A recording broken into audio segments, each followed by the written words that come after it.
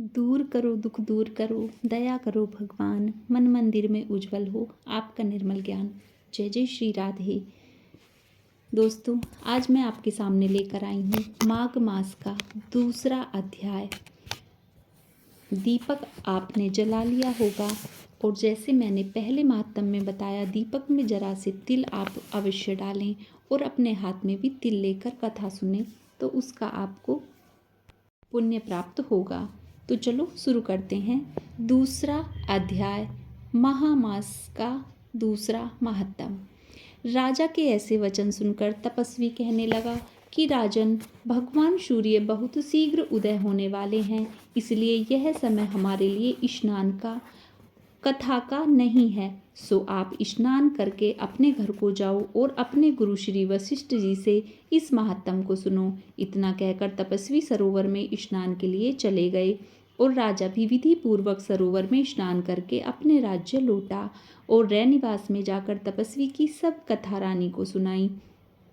तब सूत जी कहने लगे कि महाराज, राजा ने अपने गुरु वशिष्ठ जी से क्या प्रश्न किया और उन्होंने उसका क्या उत्तर दिया, सो मुझसे कहिए। व्यास जी कहने लगे, हे सूत जी, राजा दिलीप ने रात्रि को सुख से सोकर प्रातः समय ही अपने गुरु वशिष्ठ जी के पास जाकर उनके चरणों को छूकर प्रणाम करके तपस्वी के बतलाए हुए प्रश्न को अति नम्रता से पूछा कि गुरुजी, अपने आचार, दंड, नीति, राज्य, धर्म तथा चारों वर्णों के चारों आश्रमों की क्रियाओं, दान और उनके विधान, यज्ञ और उनकी विधियां, व्रत, उनकी प्रतिष्ठा तथा भगवान विष्णु की आराधना अनेक प्रकार से तथा विस्तार पूर्वक मुझको बतलाएं। अब मैं आपसे माघ मास के स्नान के महात्म को सुनना चाहता हूँ। सोहे तपोधन, नियम पूर्वक इसकी विधि समझाइए। गुरु वशिष्ठ जी कहने लगे कि हे राजन, तुमने दोनों लोकों के कल्याणकारी, वनवासी तथा गृहस्थियों के अंतकरण को पवित्र करने वाले माघ मास के स्नान का बहुत ही सुंदर प्रश्न पूछा है। मकर राशि के सूर्य के आने पर माघ मास में स्नान का फल गौ, भूमि, तिल, वस्त्र, स्वर्ण, अन्न, घोड़ा आदि दानों तथा चंद्रायण और ब्रह्मा क्रूच व्रत आदि से भी अधिक माना जाता है। बैसाख तथा कार्तिक में जप, दान, तप और यज्ञ बहुत फल देने वाले होते हैं, परंतु माघ मास में इनका फल बहुत ही अधिक होता है। माघ में स्नान करने वाला पुरुष राजा और मुक्ति के मार्ग को जानने वाला होता है। दिव्य दृष्टि वाले महात्माओं ने कहा कि जो मनुष्य माघ मास में सकाम या भगवान के निमित्त नियम पूर्वक माघ मास में स्नान करता है, वह अंत फल वाला होता है। उसको शरीर की शुद्धि, प्रीति, ऐश्वर्य तथा चारों प्रकार के फलों की प्राप्ति होती है। अदिति ने 12 वर्ष तक मकर संक्रांति में अन्न त्याग कर स्नान किया। इससे तीनों लोकों को उज्जवल करने वाले 12 पुत्र उत्पन्न हुए। माघ में स्नान करने से ही रोहिणी, सुभद्रा, अरुंधति दानशीला हुई और इंद्राणी के समान रूपवती होकर प्रसिद्ध हुई।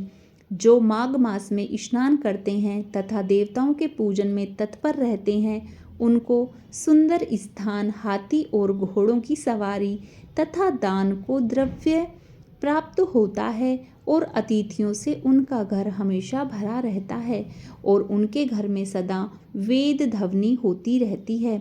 वह मनुष्य धन्य है जो माघ मास में स्नान करते हैं, दान देते हैं तथा व्रत और नियमों का पालन करते हैं और दूसरे पुण्यों के क्षीण होने से मनुष्य स्वर्ग से वापस आ जाता है। परंतु जो मनुष्य माघ मास में स्नान करता है, वह कभी भी स्वर्ग से वापस नहीं आता।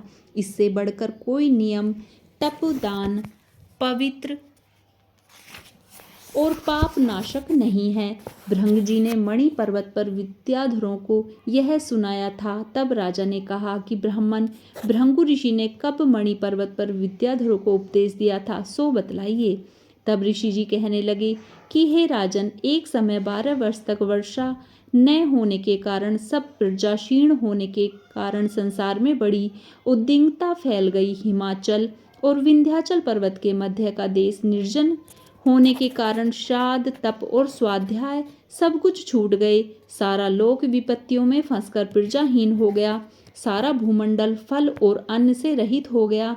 तब विंध्याचल से नीचे बहती हुई नदी के सुंदर वृक्षों से आच्छादित अपने आश्रम में निकल कर भृंग ऋषि अपने शिष्यों सहित हिमालय पर्वत पर गए। इस पर्वत की चोटी नीली और नीचे का हिस्सा सुनहरी होने से सारा पर्वत पीतांबरधारी श्री भगवान के सदृश लगता था। पर्वत के नीचे का भाग नीला और बीच बीच में कहीं कहीं सफ़ेद स्फटिक होने से तारों से युक्त आकाश जैसी शोभा को प्राप्त होता था। रात्रि के समय वह पर्वत दीपकों की तरह चमकती हुई दिव्य औषधियों से पूरित किसी महल की शोभा को प्राप्त होता था। वह पर्वत शिखाओं पर बांसुरी बजाती हुई सुंदर गीत गाती हुई किन्नरियों तथा केले के पत्तों की पताकाओं से अत्यंत शोभा को प्राप्त हो रहा था। वह पर्वत नीलम, पन्ना, पुखराज तथा उसकी चोटी से निकलती हुई रंग बिरंगी किरणों से इंद्रधनुष के समान प्रतीत होता था। स्वर्ण आदि सब वस्तुओं से तथा चमकते हुए रत्नों से चारों ओर फैली हुई अग्नि ज्वाला के समान शोभामान हो रही थी।